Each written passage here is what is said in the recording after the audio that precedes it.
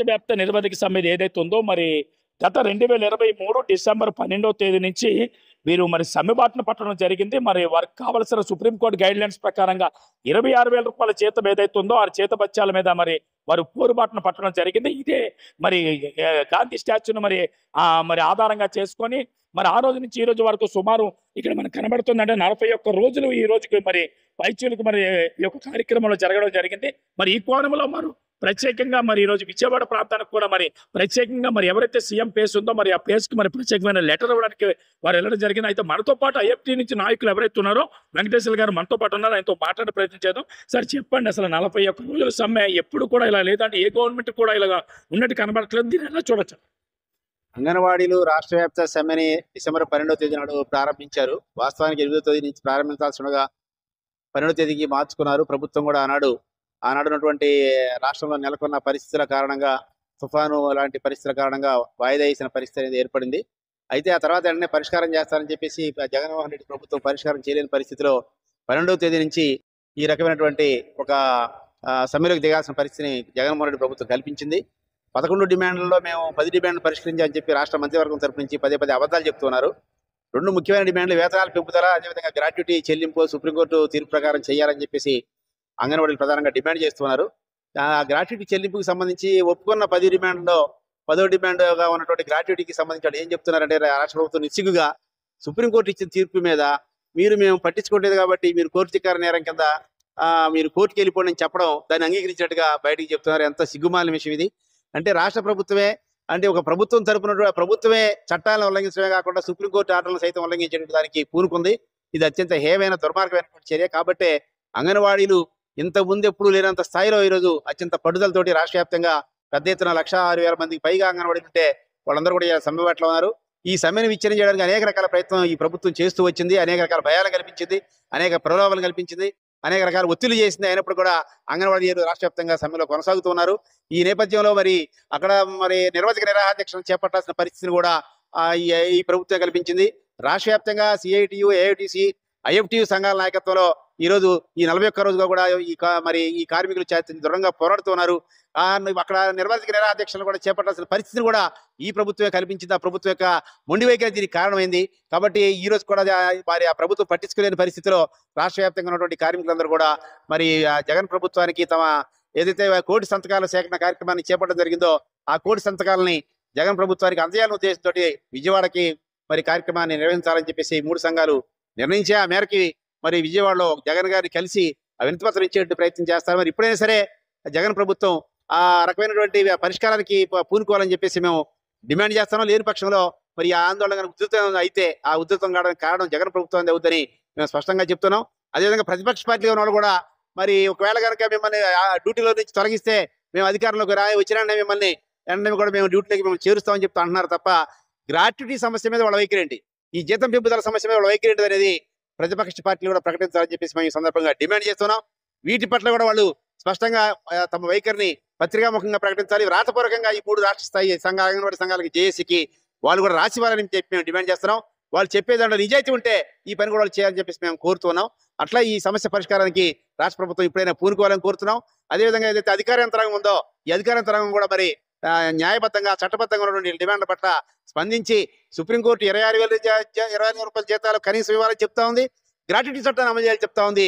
ఈ 2 వాళ్ళు ఇవాళ ప్రధాన డిమాండ్ గా ఈ సమ్మెను కొనసాగిస్తున్నారు. కాబట్టి వీటిని వెంటనే పరిష్కారం చేయాలని చెప్పి మేము డిమాండ్ చేస్తున్నాం. రైట్ అండి. ఒక పక్క తెలంగాణ ప్రభుత్వం ఆల్రెడీ అంటే మన ఆంధ్రప్రదేశ్ గవర్నమెంట్ కంటే ఒక బెస్ట్ శాలరీని ఇస్తుందని అంటున్నారు. అసలు తెలంగాణ ప్రభుత్వం శాలరీ అంగన్వాడీకి ఎంత ఇస్తుంది, మన రాష్ట్ర ప్రభుత్వం ఎంత ఇస్తుంది? అంగన్వాడీకి తెలంగాణ ప్రభుత్వం 13,600 రూపాయలు ఇస్తా ఉంది. ఇక్కడ ఉన్నటువంటి అంగన్వాడీలకి 11,500, అదేవిధంగా ఇక్కడ ఉన్నటువంటి హెల్పర్లకి మినీ వర్కర్లకి 7,000 రూపాయలు మాత్రమే ఇక్కడ ఉన్నటువంటి రాష్ట్ర ప్రభుత్వం ఇస్తా ఉంది. ఈ ప్రభుత్వం ఆనాడు ప్రకటించింది, నేను అధికారంలోకి వచ్చిన వెంటనే తెలంగాణ ప్రభుత్వం కంటే నేను 1,000 రూపాయలు అదనంగా ఇస్తానని ప్రకటించింది. ఇలా ఎంత నిస్సిగ్గా చెప్పుకుంటున్నారంటే అది 11,500కి పెంచాను, నేను 1,000 రూపాయలు మాత్రమే పెంచి 2019లో అధికారంలోకి వచ్చిన వెంటనే ఇవాళ తెలంగాణ ప్రభుత్వం పెంచిందని ఏం పట్టించుకోకుండా కొత్త వాదనలు వింత వాదనలు ఈ ప్రభుత్వం చేస్తా ఉంది. ఈ సమ్మె ప్రారంభమైన కాలంలో కొద్ది రోజుల పాటు మొదటి దఫా 6 సార్లు చర్చ జరిగితే 5 దఫాల్లో ఒక అబద్ధాన్ని చెప్తూ వచ్చారు. రాష్ట్ర ప్రభుత్వం యొక్క పరిస్థితి ఏం బాగలేదు, ఆర్థిక పరిస్థితి బాగలేదు కాబట్టి మేము పెంచలేకపోతున్నాం, మేము మళ్ళీ ఎన్నికలు గెలిస్తే మేము మళ్ళీ తిరిగి పెంచుతామని చెప్పి ఆనాడు హామీ ఇచ్చేటువంటి ప్రయత్నం చేశారు. కానీ 6వ సారి చర్చల్లో ఎంత నిస్సిగ్గుగా మా రాష్ట్ర ప్రభుత్వానికి ఎలాంటి ఆర్థిక ఇబ్బందులు లేవు, కానీ మాకు ఒక పాలసీ ఉంది. ఆ పాలసీ ఏంటంటే మరి 5 సంవత్సరాలకు ఒకసారి వీళ్ళకి మేము పెంచాలనేది మా పాలసీ కాబట్టి మేము ఆ రకంగా పెంచాలనుకోవడం చెప్తా ఉన్నారు. 5 సంవత్సరాలకు ఒకసారి అనేది ప్రభుత్వ ఉద్యోగులకు వర్తిస్తుందని చెప్తున్నారు. మరి ఇలా ప్రభుత్వ ఉద్యోగులు మీరు గుర్తిస్తున్నారా? ప్రభుత్వ ఉద్యోగులు గుర్తించడం 11,500 రూపాయలు జీతం ఎలాగేస్తారు మీరు? మరి ఆ మాట మీరు ఇప్పుడు అదేం రాసిస్తారా? మేము ప్రభుత్వ ఉద్యోగులకు గుర్తిస్తున్నాం అని రాసివ్వండి. అని రాసిస్తే కనుక మేము జూలైలోనే ప్రభుత్వ ఉద్యోగులను గుర్తిస్తామని చెప్పి కనుక జగన్ ప్రభుత్వం ప్రకటిస్తే అంతకు మించినటువంటి చాలా గొప్ప మేలు చేసినట్టుగా లెక్కది. జగన్ ప్రభుత్వం ఈ రోజుకైనా చేయాల్సింది ఏంటంటే వీళ్ళని మేము ప్రభుత్వ ఉద్యోగులుగా పరిగణిస్తున్నాం. పిఆర్సీ ప్రకారం 2024 జూలైలో మేము దానికి తగ్గట్టుగా వేతనాలు ఇతర ప్రభుత్వ ఉద్యోగులతో సమానంగా వాళ్ళకు కూడా వర్తింపజేస్తామని చెప్పి ప్రకటించండి. అంతకు మించి కోరేదే ఉంది. కాబట్టి మీరు ఇట్లా దాటవేసే వైఖరి, లేకపోతే కార్మికుల్లో ఆందోళనకు గురి చేసి కొంతమందిని ప్రలోభపెట్టి లోపరుచుకొని, లేకపోతే మీ పార్టీ కార్యకర్తల్ని ఎక్కడికక్కడే నాయకుల్ని ప్రయోగించి వాళ్ళని విచ్ఛిన్నం చేసే రకంగా డ్యూటీలో జాయిన్ చేసుకోవాలనేటువంటి ప్రయత్నం చేస్తే అది సాగేది కాదు. ఇది మీకు ఖచ్చితంగా రాబోయే కాలంలో మీకు పెద్ద నష్టాన్ని చేసేటువంటి పరిస్థితిగా మారుతుందని జగన్ ప్రభుత్వం గుర్తించాలని మేము డిమాండ్ చేస్తాం. రైట్ అండి. ఏదైతే సుప్రీంకోర్టు గైడ్ లైన్స్ ప్రకారంగా 26,000 రూపాయలు ఇవ్వాలన్నప్పుడు 26,000 ఇచ్చేయాలి అంటే అక్కడ సుప్రీంకోర్టుని ధిక్కరించినట్లే కదా. మరి వీళ్ళు ఎందుకు ఇలా వ్యవహరిస్తారంటారు? అంటే అందుకే చెప్తున్నాడు, సుప్రీంకోర్టు ఉత్తర్వులు మేము ఉల్లంఘించుంటే మీరు కేసులు వేసుకుని అన్నాడు. అంటే కేసులు వేసుకున్నది ఎప్పుడో కార్యాపన అవుతుంది. రేపు ఆ కేసులు వేసిన తర్వాత ఈ గవర్నమెంట్ ఉంటుందో ఇంకో గవర్నమెంట్ వస్తో తెలియని పరిస్థితి కాబట్టి ఇప్పుడు ముందు తప్పించుకోవడం కోసం ఆ రకమైనటువంటి వైఖరి చెప్తున్నారు తప్ప మరి నిజంగా ఒక ప్రభుత్వం ఖచ్చితంగా కోర్టు ఆర్డర్లను కానీ లేకపోతే ప్రభుత్వాలు చేసినటువంటి జీవోలను కానీ చట్టాలను కానీ అమలు చేయాల్సిన బాధ్యత వాళ్ళ మీద ఉంది. వాళ్ళకి ఎవరు ప్రత్యేకంగా చెప్పక్కర్లేదు. అది ప్రైవేట్ వ్యక్తికి అయితే చెప్పాలి. కోర్టు అయినా లేకపోతే కోర్టు ఆర్డర్ని మీరు ఫాలో కావాలన్నా బాబు, ఫాలో కాకపోతే మీరు ఇబ్బందులు పడతారని చెప్పాలి. కానీ ఈ ప్రభుత్వం ఇంత నిస్సిగ్గుగా, ఇంత కార్మిక వ్యతిరేకంగా, ఇంత అంగన్వాడీకి వ్యతిరేకంగా, వీళ్ళు మహిళలు కాబట్టి ఏం చేస్తారులే, మహిళలు ఎంతకంటే ఎక్కువ ఎందుకు ఇవ్వాలని బయట ప్రజానీకులు కూడా తప్పుడు ప్రచారం చేస్తా ఉంది. వీళ్ళకి ఎంతకంటే ఎక్కువ ఇవ్వాలని చెప్పేసి మాట్లాడుతూ ఉంది. అంటే ఇలా మహిళలకి కారు చౌక వాళ్ళ శ్రమను దోచుకోవచ్చు అని ఇలా ప్రభుత్వం చెప్తా ఉంది.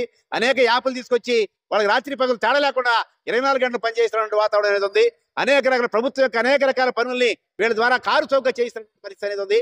మరి అంతేకాకుండా ఈ ఉద్యమ కాలంలో అనేక మంది అంగన్వాడీలు మరి వాళ్ళు ఒత్తిడికి గురై మరి చనిపోయిన పరిస్థితి కూడా ఉంది. వాటి పట్ల కూడా ఈ ప్రభుత్వానికి బాధ్యత లేదు.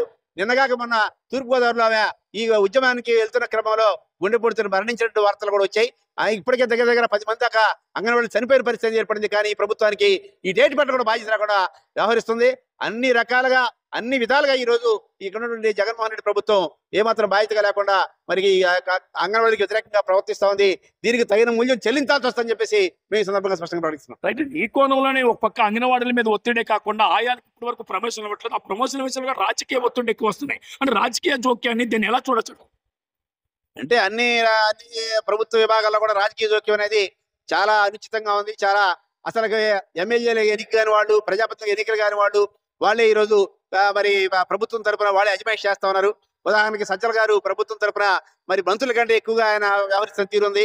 ఇక్కడ నియోజకవర్గాల్లో కూడా ప్రతిపక్ష పార్టీలకు సంబంధించినటువంటి వ్యక్తులు కనుక నియోజకవర్గాల్లో ఉంటే కనుక అక్కడ వైసీపీ తరపున కోఆర్డినేటర్ ఏర్పాటు చేసి వాళ్ళ ద్వారా మొత్తం కూడా నడిపించే ప్రయత్నం చేస్తారు. అంతేకాదు ఇక్కడ కూడా ఎక్కడికక్కడికే ప్రాంతాల వారీగా కూడా వాళ్ళ పార్టీ తరపున కోఆర్డినేటర్ ఏర్పాటు చేసి వాళ్ళ అజమాయిషిని నడిపిస్తా ఉన్నారు. ప్రభుత్వ అధికారులు కానీ, ప్రజల ద్వారా ఎన్నుకోబడినటువంటి ఎమ్మెల్యేలు కానీ, ఇతర ప్రజాప్రతినిధులు కానీ వాళ్ళందరికీ ఏ రకమైనటువంటి రాజ్యాంగ పరంగా చట్టబద్ధంగా వాళ్ళకి దక్కలపడిన అధికారాలు అవుతున్నాయో ఆ అధికారాలు వాళ్ళు వినియోగించుకునేట్లేదు.